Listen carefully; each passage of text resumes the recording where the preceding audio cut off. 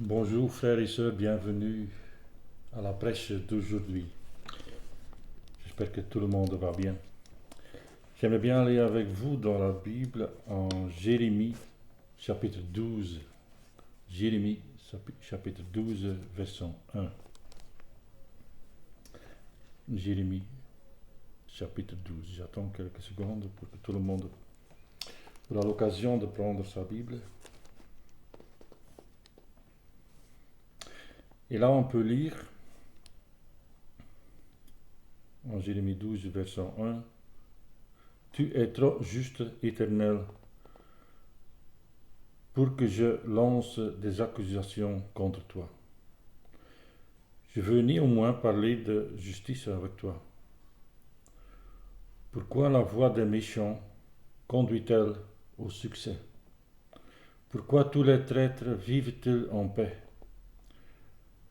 Tu les as plantés, ils ont donc pris racine. Ils vont bien, ils produisent donc du fruit.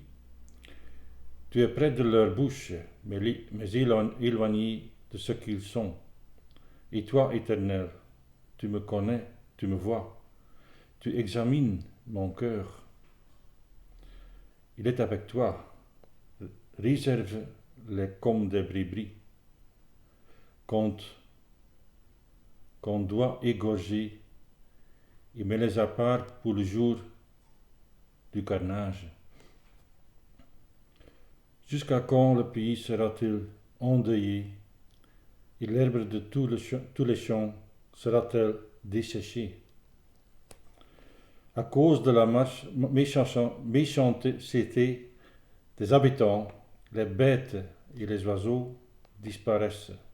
Ils disent, il ne verra pas notre fin. Jusque-là. Ici, il y en a quand même une situation assez difficile dans le pays. Et Jérémie a des soucis et il va en prière. Et sa prière commence vraiment avec un mot assez bizarre parce il dit Seigneur, t'es trop juste, t'es juste. Parce que j'aimerais combien j'ai un souci avec toi. Il y a des situations que je veux en parler.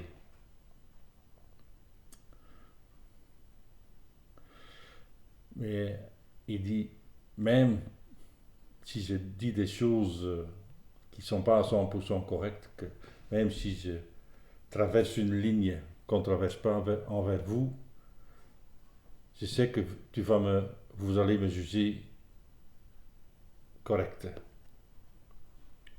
Et là, il commence à parler de son problème et il dit, quand je vois tous les méchants dans ce pays, ils ont tous du succès. À la fin, ils vivent en paix, ils vont bien, ils ont tout ce qu'ils veulent.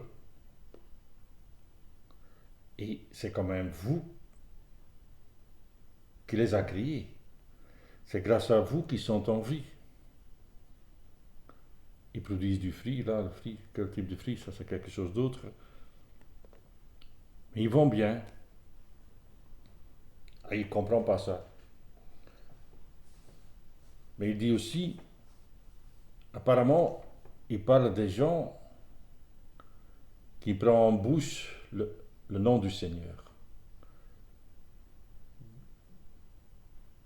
Des citoyens qui disent qu'ils sont avec Dieu, qui parlent de Dieu, qui donnent l'impression de le servir. Mais il dit, il prend votre nom en bouche, mais vous êtes très éloigné du cœur de ces gens-là.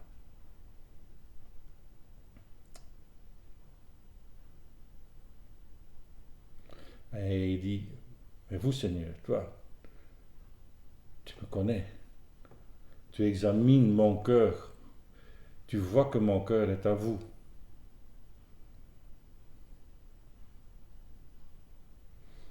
Et là, il dit quelque chose de bizarre. Même si ça va mal dans le pays, mais tout va mal dans le pays par cause de ce qu'ils font. Ils disent ils sont fous quoi. Ils disent à la fin, il ne verra pas quand même notre fin. Donc, à la bonne heure, tout va bien. On n'a pas besoin du Seigneur, on n'a pas besoin de Dieu.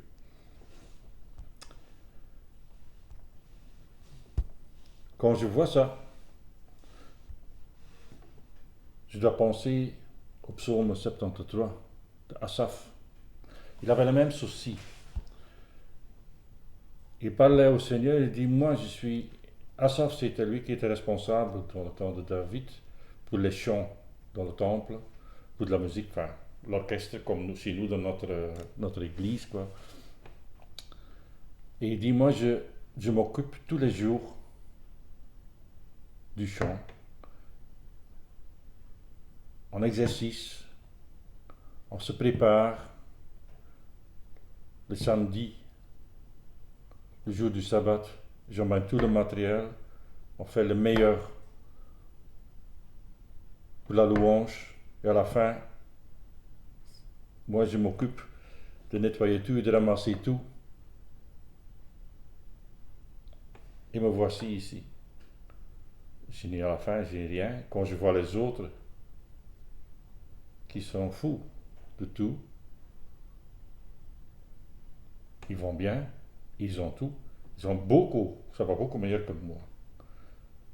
C'était la même prière. Il faut une fois lire Psaume 73, parce qu'à la fin, il tourne. Il commence à louer le Seigneur parce que le Seigneur lui montre des autres choses. Néanmoins, il faut que je parle quand même un petit peu du coronavirus avant de continuer. Ce qu'on voit ici dans le monde, c'est dans le monde moderne, récent, on n'a jamais vu ça. En 100 jours, une maladie qui a infecté le monde entier. On sait maintenant déjà, il ne faut pas être éduqué pour voir ça, que le monde ne sera plus la même une fois que cette maladie est quand même sous contrôle. Il ne va plus jamais sortir. Ce virus restera, ça, c'est un fait. La seule chose qu'on peut espérer, c'est qu'ils trouvent un vaccin pour contrôler cette maladie. On entend quand je vais au magasin rarement, parce que moi, personnellement je dois faire attention, il y a quand même un appel pour payer avec la carte, plus avec le cash, pour éviter le maximum les contacts physiques. On voit que le système mondial est sous pression. Et j'entends des gens qui disent de plus en plus, quand on voit, qu'on fait un petit peu attention, il faut quand même se préparer la prochaine fois que si ça arrive encore une fois. Donc les gens pensent déjà à la prochaine maladie ou souci qui va arriver. Le Seigneur a parlé de ça. C'est un début qu'on voit maintenant. Un simple virus qui arrête en 100 jours le monde entier. Alors j'ai une question. Nous, étant chrétiens, est-ce qu'on doit se préparer aussi? En fait, il faut manger. Ben bon, là, cette préparation duquel les gens parlent, c'est une préparation matérielle. On ne pense pas à Dieu. Et en fait, il faut voir quand même qu'on a quelque chose à manger dans sa maison, à boire l'eau. Ça sort du robinet. Un avantage de notre pays, qu'on a quand même de l'eau qui est très claire et très bonne. Mais je ne veux pas parler de ça. Parce que quand moi j'y pense, la seule façon pour nous étant chrétiens pour se préparer, c'est de devenir égal au Seigneur, à Jésus. Il ne faut pas prier d'être comme lui, ça c'est dangereux. Être égal à lui. En fait, la seule préparation qu'on puisse faire, c'est d'apprendre à rester debout être pâle dans ce monde aujourd'hui. Si on ne réussit pas à être pâle pour le Seigneur, pour Dieu, pour l'Éternel aujourd'hui, alors ce ne sera pas possible dans le futur non plus. C'est maintenant qu'il faut être sûr de ce bouquin, la Bible, d'être convaincu que c'est le mot du Seigneur, que c'est le seul mot juste, correct, infiable du Seigneur. Alors tout ce qu'on fait, tout ce qu'on pense, tout ce qu'on dit à la fin, ça doit être en fonction d'être changé et devenir comme Jésus. En fait, c'est la volonté de Dieu aussi. C'est sa seule volonté. C'est le but à la fin, pour tout ce qu'on devient égal au Seigneur. C'est le grand désir de Dieu. C'est son désir de cœur. Ça doit être la même pour nous. Et en fait, il y a 3 piliers qui sont là pour rester pâle dans le monde d'aujourd'hui. Comme j'avais dit, la première, c'est la Bible. C'est le mot de Dieu. Il faut lire là-dedans. Tout est dedans pour survivre dans ce monde. Même dans ce monde moderne. Parce qu'à la fin, maintenant, j'utilise, moi, des choses modernes, heureusement qui sont là, comme ça on puisse parler encore avec l'un à l'autre, on puisse communiquer, on puisse prêcher. Il y a beaucoup de possibilités. La deuxième pilier, c'est la prière. Quand on voit toutes les lettres de Paul, il commence chaque fois avec une prière. Chaque fois. Quand on pense à Pierre, au début de l'Église, il y a des soucis qui commencent à avoir, des soucis avec les veuves et tout ça. Qu'est-ce que Pierre dit? On a besoin des hommes pour s'occuper de ces problèmes. Nous, apôtres, il faut qu'on s'occupe de la prière et la prêche. Même chose. La prière et la prêche. Pas l'inverse. Et puis le troisième pilier, c'est notre église locale. Donc, sans l'église, c'est difficile de rester pâle. On a besoin de frères et sœurs. Et à la fin, quand on regarde l'Acte, on voit des choses, une sorte de séquence assez bizarre, parce qu'on voit, il y a la prêche, il y a de l'opposition qui commence, il y a, en certains cas, du prison, mais aussi, après, il y a la libération par le Seigneur. Et puis on recommence à prêcher, et ça se reproduit. Et c'est encore le même aujourd'hui. Il y a partout des soucis qui s'opposent, de l'opposition. Et il y a toujours le Seigneur qui libère. Et la prêche continue. Heureusement, c'est par cause de cette prêche dans le passé que nous, et moi, et vous, nous sommes là, être enfants du Seigneur. Mais, à la fin, c'était aussi la prière du Seigneur, de Jésus. Il a prié Père, c'est mon désir qu'ils vous connaissent. C'est ma prière. Et ça quand même, ça n'a pas resté sans résultat. Donc à la fin, comme Jésus a prié, ce n'est pas important. C'est important d'avoir une relation et de connaître Jésus, le Seigneur, parce que Dieu, dans votre vie, il va vous guider, mais ça c'est personnel, parce que moi je suis unique, il n'y a pas d'érudit. Heureusement peut-être. Mais nous sommes uniques. Donc le contact que Dieu a avec moi n'est pas la même avec quelqu'un d'autre. C'est le même Dieu, c'est le même Jésus, c'est à travers Jésus, par le Saint-Esprit qui nous guide. Mais comme nous sommes tous des créations uniques, cette relation entre nous et le Seigneur est aussi unique. Si on veut vraiment connaître le Dieu, il faut lire dans la Bible. Si on veut vraiment connaître qui est-il, qu'est-ce qu'il veut, quel est son désir, c'est la seule place qu'on peut le voir, c'est ici, dans la Bible. Parce qu'à la fin, on peut que connaître ce qu'on peut connaître de Dieu, c'est ce qu'il révèle à nous. C'est impossible de connaître quelque chose de Dieu s'il n'a pas lui-même le révélé à nous. Et ici dedans, il a révélé tout ce qu'on a besoin pour le connaître.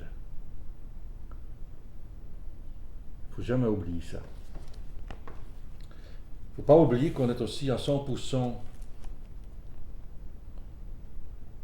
On a besoin à 100% la grâce. Une grâce non méritée.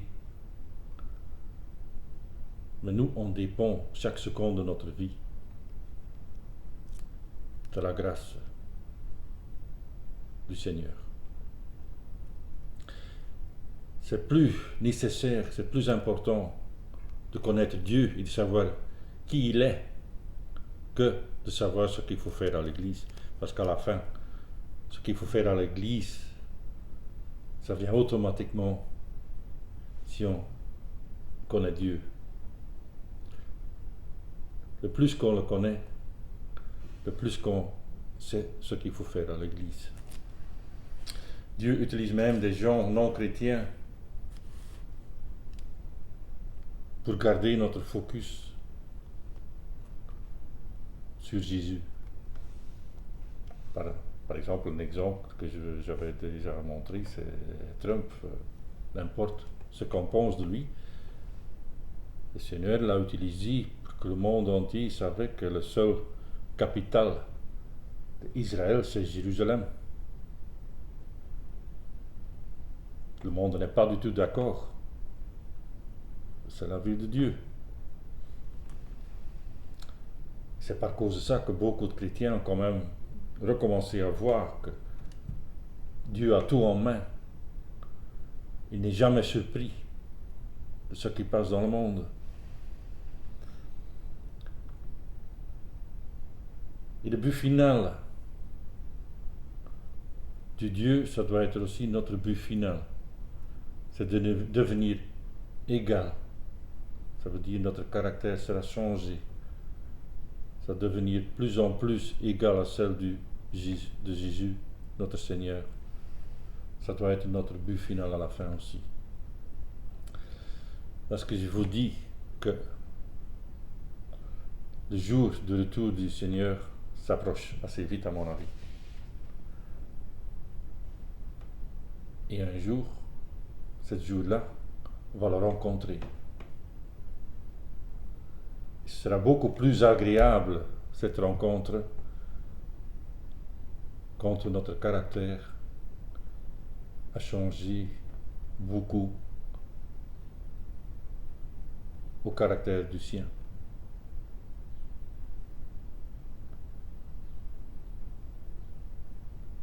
De plus que notre caractère n'est pas la même du Seigneur, de plus que cette rencontre sera assez difficile. Et pour ça, la seule façon pour être changé, c'est que Dieu a votre cœur. Il examine votre cœur. Le Seigneur ne demande jamais « donne-moi ta vie ». Au moment qu'il a votre cœur, il a votre vie. il n'est rien avec votre vie tant qu'il n'a pas votre cœur.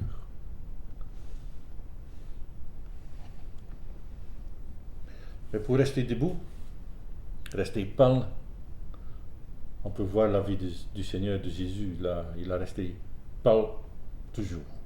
Il y a beaucoup de circonstances quand on lit dans les évangiles que des situations que je pense que c'était nous, on ne restait pas debout. Mais le Seigneur a resté toujours debout. Parce qu'il voyait le but. Il voyait son Père. Il ne faut pas oublier que le Seigneur avait aussi 3 problèmes dans notre vie, les mêmes problèmes qu'on a encore aujourd'hui. Et le premier, c'est le Satan. Quand le Satan nous voit, il voit une image de Dieu parce qu'on est créé à l'image de Dieu. Quand il voit un chrétien, il voit une image de Jésus. Alors il devient fou. C'est une catastrophe pour lui. Parce que chaque fois qu'il regarde un chrétien qui a donné vraiment son cœur à Dieu, il est rappelé à la croix.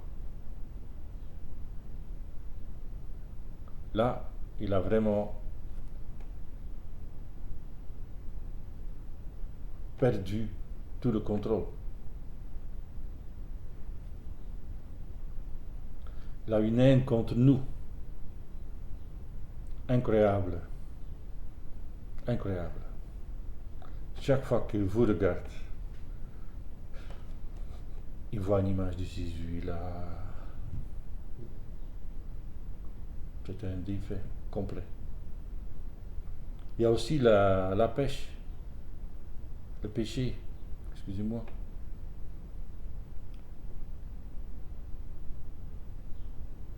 Satan va essayer d'encourager le péché parce qu'il sait que Dieu n'aime pas du tout. Il ne veut pas du péché. C'est à cause du péché qu'il a dû donner son Fils. Et puis le troisième souci que Jésus a aussi, la même que nous, c'est la monde. Ici en Jérémie, on a lu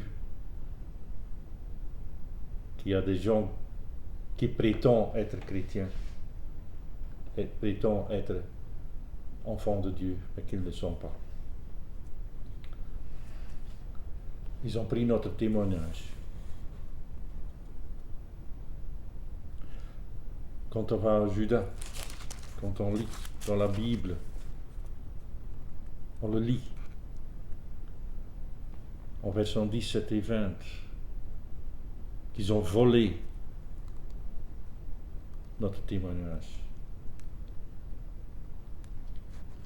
Le monde n'en veut plus par cause de ces gens-là qui donnent des témoignages faux,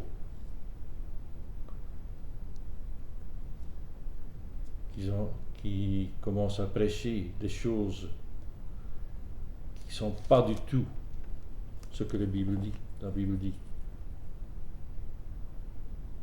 Avec un seul but à la fin.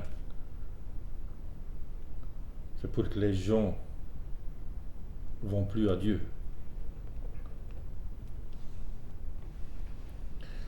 Si vous voulez rester pâle dans ce monde ici, il faut une fois lire les 2 lettres de Timothée.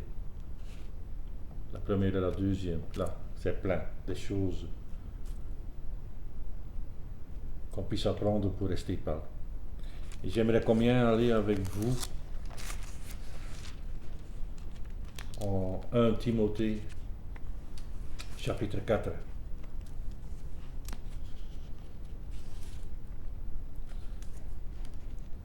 Quand on lit à la fin du chapitre 3, au début du chapitre 4, il y a des choses que Paul dit. Mais je veux lire avec vous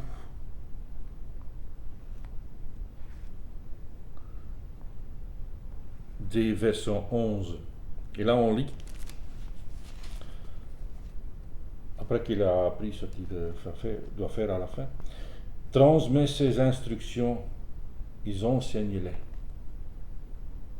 Que personne ne méprise ta jeunesse. Ça aussi, c'est quelque chose de très important. L'âge ne joue pas là-dedans. On peut être 60 ou 70 ans, être chrétien depuis 40 ans,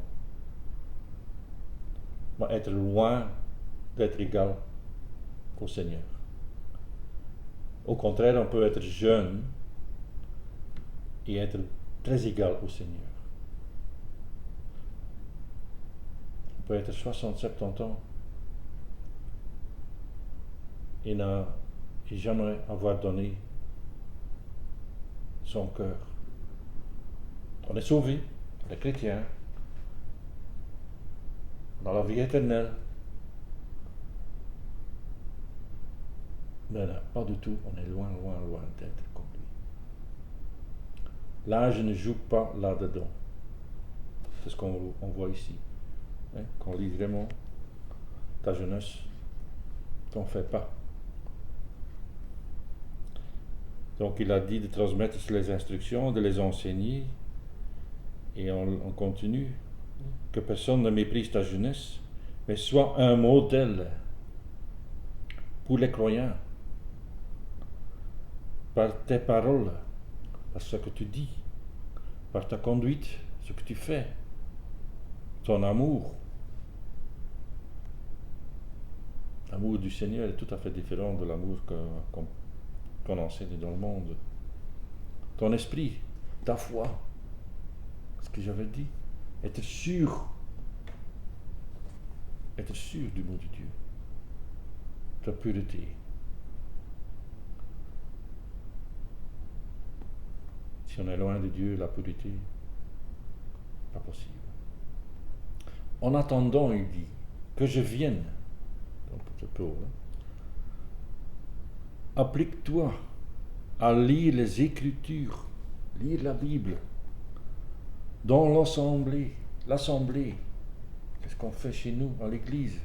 On lit dans le mot de Dieu, on lit dans la Bible. Et encourager à enseigner. Ne néglige pas le don que tu as reçu.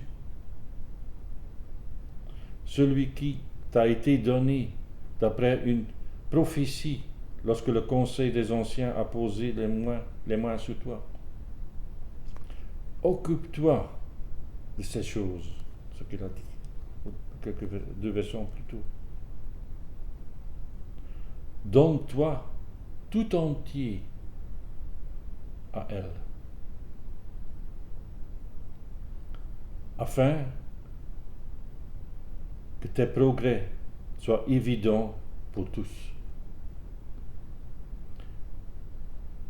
Veille sur toi-même et sur ton enseignement.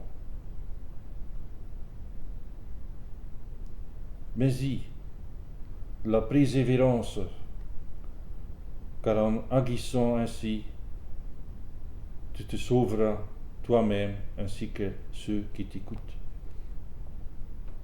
Là, il vraiment c'est écrit ici que plusieurs fois,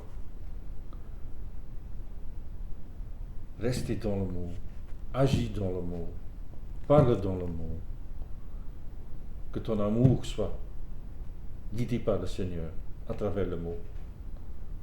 Restez dans le mot. C'est vraiment la seule façon de rester debout. C'est la seule façon, il n'y a pas d'autre. D'être très proche du Seigneur.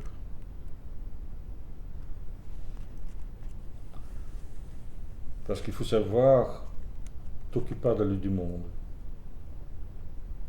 T'occupe pas du monde. On n'a pas besoin de l'accord du monde pour se rassembler, de louer, d'étudier.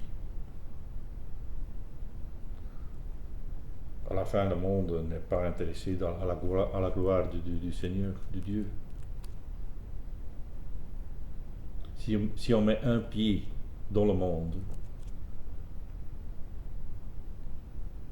il sera toujours toujours ce qui va arriver, que c'est votre deuxième pied va être dans le monde assez vite aussi. J'ai jamais vu, j'ai jamais entendu qu'un chrétien qui mettait un pied dans le monde, qu'après un certain temps, il a retiré ce pied pour rester près du Seigneur.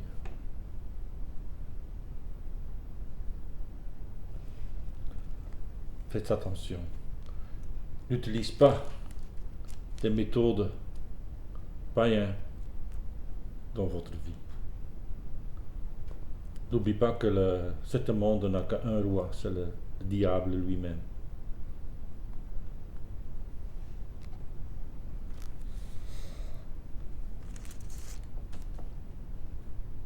Quand je pense à tout ça, ce que j'ai dit, le seul problème qu'on peut avoir étant chrétien,